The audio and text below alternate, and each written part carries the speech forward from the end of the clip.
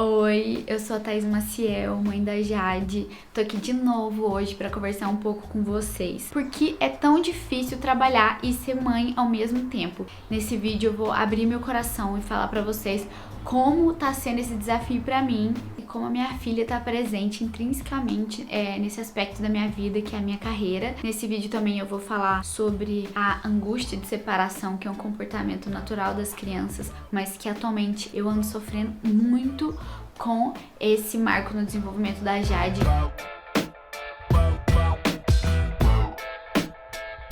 Ela realmente está apresentando muitos sinais de que ela tá com angústia de separação. E eu vou explicar mais como nós podemos amenizar esses sintomas. Vocês não entendem direito que a gente precisa desse espaço para justamente sermos melhores para eles, né? A Jade, ela não foi planejada. Então, quando ela veio, eu tava acabando meu curso de jornalismo e o pai dela tava no meio do curso de engenharia mecânica. Então, a gente realmente teve que precisar de mutirões de ajuda da nossa família pra gente conseguir fazer o enxoval dela, pra gente ter o carrinho de bebê, pra gente ter a banheirinha. A grande maioria das coisas que a Jade teve nos primeiros 6 meses de vida dela foram ganhadas, foram pessoas da nossa família que nos ajudaram, porque a gente não tinha de onde tirar. Eu e o Pedro, a gente nem tinha entrado no mercado de trabalho. E a Jade ter nascido, que foi a virada de chave para eu e o pai dela querermos ganhar dinheiro, porque antes a gente não pensava nisso. Eu pensava em acabar a faculdade e o pai dela também. Então, assim, a gente não tava, trabalhando e estudando, a gente tava só estudando. A pandemia veio, eu consegui me formar, fazer todas as matérias que faltavam, e o pai dela percebeu que, na verdade, o que fazia ele feliz eram outras coisas e que ele não queria mais continuar o curso, que foi decisão dele também. Então ele trabalha com outras coisas, gosta de trabalhos técnicos, de colocar a mão na massa. Então por isso que ele prefere construir coisas pra gente nesse momento, gastar o tempo dele com isso, que é a reforma lá do sótão, que é onde a gente vai morar. Vou deixar até o link aqui, quem não sabe, a gente vai se mudar pro sótão daqui a um tempo. Nesse vídeo eu conto como que tá a reforma e quais são os projetos pra ela. E eu, Thaís, como jornalista, como que eu ia trabalhar? Primeiro, na pandemia ninguém pôde sair pra fora. Segundo, não teria como eu simplesmente querer rodar mundão sendo que eu ia ganhar um neném. Foi se afunilando, sabe, as coisas que eu poderia fazer. Pelo meu curso proporcionar uma maior flexibilidade geográfica e eu conseguir ganhar dinheiro dentro de casa, trabalhando, assim, parece até aqueles discursos de traders, mas não deixa de ser verdade. Muito possível ganhar dinheiro dentro de casa, e foi o que eu fiz. Eu falei, não, vou juntar o meu curso com trabalhar dentro de casa,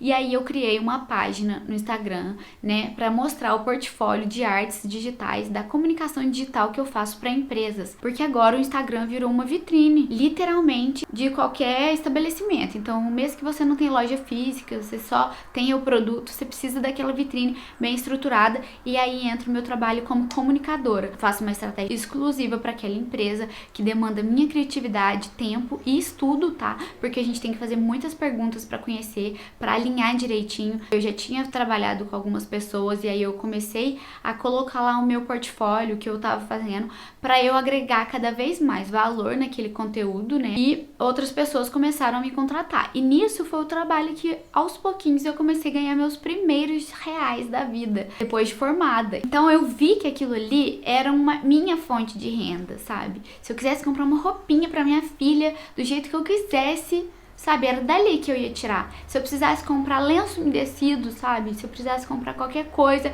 que ela estivesse necessitando na hora, seria com aquela graninha ali. E pra mim tava sendo muito importante ganhar aquilo. Só que eu só consegui projetar esse plano, quando a Jade tava com 6 meses. Porque antes disso, eu só conseguia amamentar, só conseguia ser mãe. E por que eu só conseguia ser mãe? Porque como eu amamentava no peito, eu tinha muita ansiedade em relação a ficar longe dela. Então a angústia de separação era minha. Eu realmente tinha muita angústia que ela ia ficar com fome, que ninguém ia dar conta, que ela ia dar show, isso, aquilo. Só que foi passando o tempo e eu percebi, se eu não fizesse por mim, ninguém mais faria, e eu tava começando a me esgotar em relação a tudo, em relação a propósito, e eu precisava ressignificar minha vida, porque eu tava vivendo momentos muito, muito difíceis naquela época, porque a gente contraiu, o vírus Covid, e porque eu fiquei isolada com a Jade, ela tava em introdução alimentar, o Pedro tava passando por problemas de saúde dentro da família, que ele teve que cuidar do pai dele. Então foi um turbilhão de coisas naquele momento, e eu falei, não, eu preciso começar a trabalhar. E aí, nisso, eu comecei o processo, assim, de desmame da Jade, mas não só desmame de peito, não, mas só para outras pessoas conseguirem dar mamadeira para ela, porque antes eu nunca tinha dado mamadeira. Então, com 7 meses, foi a primeira vez que eu comecei a dar mamadeira para ela. Eu preciso contratar uma babá, porque eu sozinha, só nos momentos que a Jade tá tirando soneca, não tem como trabalhar. E o pai dela, como trabalha com obra, que é construção, que é marcenaria, entendeu? Ele precisa do dia, ele precisava do dia todo, porque senão o trabalho não rende.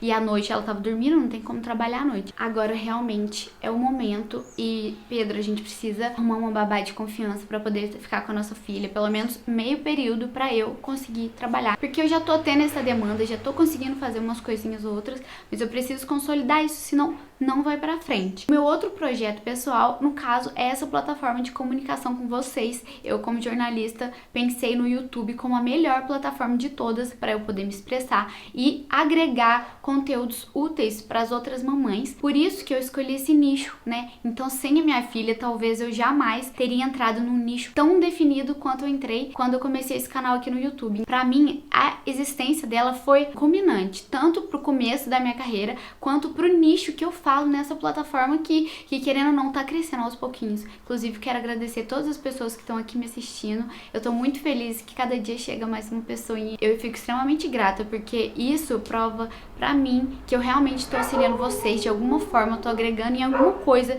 aí na vida de vocês com esses conteúdos que eu estudo, produzo como jornalista. Mídia independente, nada melhor do que o YouTube para eu ter meu próprio canal, poder falar das coisas que eu acho interessantes e úteis para as pessoas. Só que o dilema estava no quê? A babá aqui dentro de casa brincando com a Jade, que tem muito espaço, e eu trabalhando quietinho aqui no quarto. O que acontecia? A Jade me procurava, me buscava, me chamava. Se eu descesse em algum momento ou se a babá subisse aqui para pegar uma fralda, qualquer coisa que fosse, porque nós temos quarto compartilhado.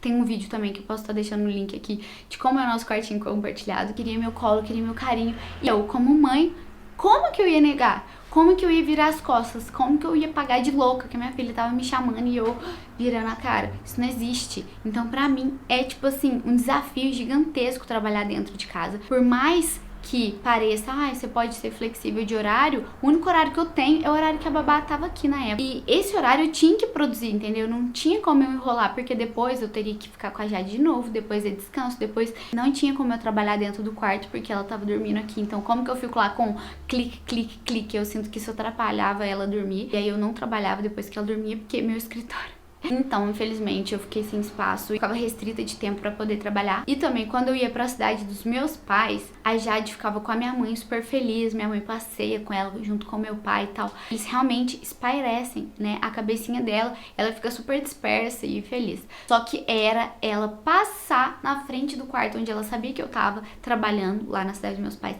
Ela bate na porta, ela se joga, ela faz tudo pra chamar minha atenção e fica gritando: mamãe, mamãe, mamãe. Deixar a porta aberta, que dela pelo menos, talvez ela não dê essa cena. Ela chega aqui, me abraça e sai. Aí ela chegava de mansinho, assim, olhava pra mim, assim: mamãe, colhe, colhe. Aí eu pegava no colo, aí ela começa a querer fazer aquela zona no meu ambiente de trabalho, né, que é natural daquela criança, porque são todas coisas novas, caneta, papel, mouse, teclado, e tudo bem, mas ao mesmo tempo, não tem como negar, isso me atrapalhava demais, principalmente no processo criativo que eu sou obrigada a ter, porque eu trabalho com criação de conteúdo, com comunicação. É um trabalho que, se eu perco o fio da meada, depois para eu engatar de novo, sabe? Pro motor esquentar de novo, demora um tempo. Então, a Jade demandava isso e eu ficava quebrada, porque ao mesmo tempo que eu não conseguia falar não, eu precisava muito estar perto dela e também eu precisava trabalhar. E como que eu consegui chegar nesse meio termo, sabe? Não consegui ainda, tô nesse processo, que é muito difícil essa fase da educação, da comunicação com nossos filhos, para que eles entendam que essa separação é natural, que essa separação é benéfica tanto para eles explorarem o mundo de outras formas, quanto para nós criarmos a nossa carreira, nossos projetos pessoais. Isso engrandece o ser humano como um todo. A mãe precisa também desse engrandecimento. Uma coisa que só eu vou fazer por mim. Porque se eu for só mãe, eu vou me esgotar. Igual eu já me vi em posição fetal aqui, sem conseguir falar um A com ela enquanto ela brincava. Então, não tô sendo uma boa mãe nesse momento, eu tô exausta. Já me encontrei várias vezes nessa situação, então eu falei, não, vou ter que estudar mais sobre isso. O que é isso? Essa angústia de separação acontece e ela é mais presente presente na vida do que eu imaginava. Eu sabia que isso ia acontecer, mas não de uma forma tão intensa como tá sendo. É um distúrbio que a criança fica excessivamente ansiosa quando separada dos pais. E a ansiedade de separação é diferente do apego normal. A criança com esse transtorno, ela só pensa no medo da separação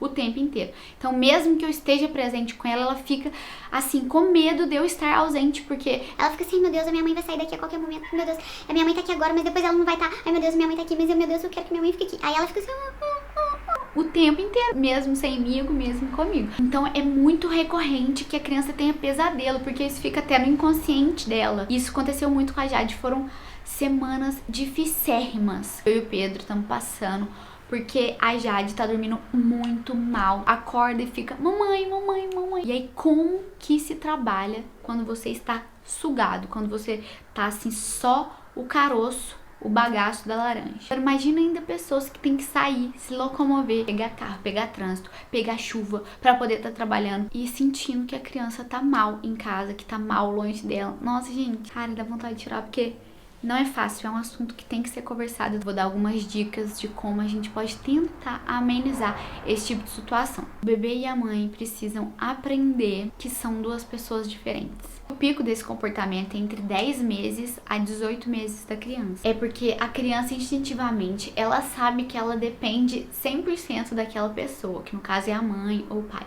Então acontece um temor assim interno muito grande quando ela cogita a ausência dessa pessoa, porque ela confia muito, porque ela se sente segura. E essa ansiedade, ela só melhora quando o bebê entende que a mãe vai embora, mas depois a mamãe vai voltar. As estratégias mais indicadas que meu pediatra conversou comigo e explicou que eu poderia estar fazendo com a Jade nesse período, 4 meses a 1 aninho. Primeira coisa é não deixar o bebê com uma pessoa que ele não confia, que ele não conheça por muito tempo. Mesmo que você esteja em processo de adaptação com alguma babá ou com a avó da criança ou algum cuidador, você tem que estar presente e meio que ser a mediadora daquela relação, até aquela criança adaptar um pouco mais, que seja uma semana. Tudo tem que ser gradual. Então esteja sempre presente e nunca assim abandone de uma vez, fica com ela e se vira. Pra criança entender que você tá meio que assim, trançando as coisas. Quando a criança começar a engatinhar, comece a deixá-la sozinha um pouquinho, mas assim, supervisionando, mas ela não te vendo, entendeu? Porque o processo de separação, ele é mais fácil quando ele é iniciado pela própria criança. E brincadeiras também de esconde-esconde são muito interessantes. Tanto a mãe se esconder atrás de um lençol e depois, show, mamãe tá aqui.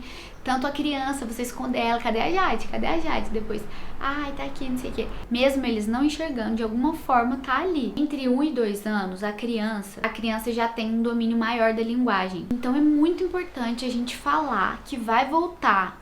Que assim, que a mamãe tá indo, mas a mamãe vai voltar. A Jade tem essa angústia também quando o Pedro vai buscar uma mamadeira. Se ela chorou à noite e tem que fazer outra mamadeira lá embaixo e tal, ela fica mamá, mamá, mamá, gritando. E eu falo, filha, o papai vai voltar com a mamadeira da Jade, tem que ter paciência. No primeiro dia ela continuou gritando como se eu não tivesse falado. No segundo dia ela esperou um pouquinho mais, foi um pouquinho mais paciente, mas seguiu gritando. O terceiro dia já foi um pouco melhor. O quarto dia a Jade já estava paciente, esperando sem gritaria. Nós não podemos sair de fininho. Por mais que seja tentador, né? A gente tem que se despedir. Por mais difícil que seja. A cada vez vai ficar um pouquinho mais fácil e eles vão entender que a gente vai voltar. Sempre utilizar a mesma frase, porque daí aquela criança vai conseguir entender perfeitamente o que você está dizendo. A situação é sempre pior se a gente desaparecer. Na cabeça deles, eles se sentem abandonados, é muito, muito triste. E a gente tem que fazer a nossa cabeça que aquela despedida é uma oportunidade para aquela criança ter outras relações com o mundo, outras experiências com pessoas diferentes. E isso agrega, sempre agrega. Claro que tem que ser pessoas confiáveis, com uma supervisão muito confiável, mas para ela vai ser benéfico ao extremo. Tanto para socializar melhor, para linguagem, para fala. Ver pessoas diferentes sempre agrega na vida do bebê, porque eles vão ver expressões diferentes, rostos diferentes. E é o que eu estou vivendo agora. A babá da Jade teve que sair e a gente colocou a Jade na escolinha. Estamos, inclusive, em processo de adaptação. Ela já está se habituando mais às professoras. Cada dia que passa ela vem melhor. mas sempre chora na hora que a gente deixa lá. A mamãe vai voltar pra te buscar, a Jade vai ficar brincando aqui com os coleguinhas, mas a mamãe vai voltar pra te buscar daqui a pouquinho. Tenta ficar feliz, porque as crianças, elas absorvem as nossas energias. Então, se a gente estiver demonstrando medo, tensão, insegurança, aquela criança vai sentir aquilo da pessoa que ela mais se sente segura. Então, como que ela vai ter firmeza? A gente tem que demonstrar que tá feliz, que vai dar certo.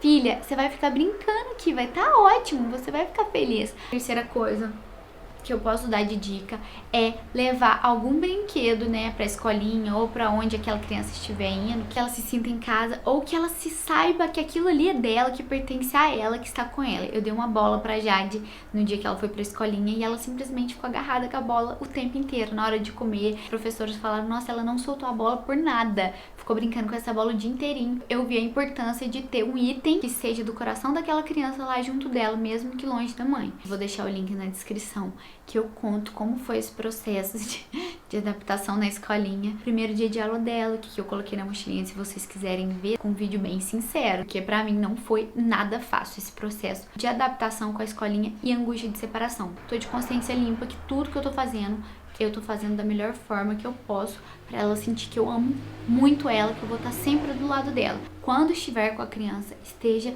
100% presente, olha muito nos olhos, brinque com as coisas que ela mais gosta, que seja fazer cosquinha. Vai ser extremamente construtivo para aquele laço de amor que vocês têm. Se algum conteúdo te agregou de alguma forma, se inscreve no canal que eu vou estar sempre trazendo para vocês as coisas que eu mais acho válidas aqui para as mamães. Os maiores desafios que eu enfrento ou já enfrentei, tô trazendo aqui para vocês já com as soluções, já com tudo muito pesquisado e estudado para deixar mais fácil a vida de mamães e papais que estejam me assistindo. Espero que vocês tenham gostado.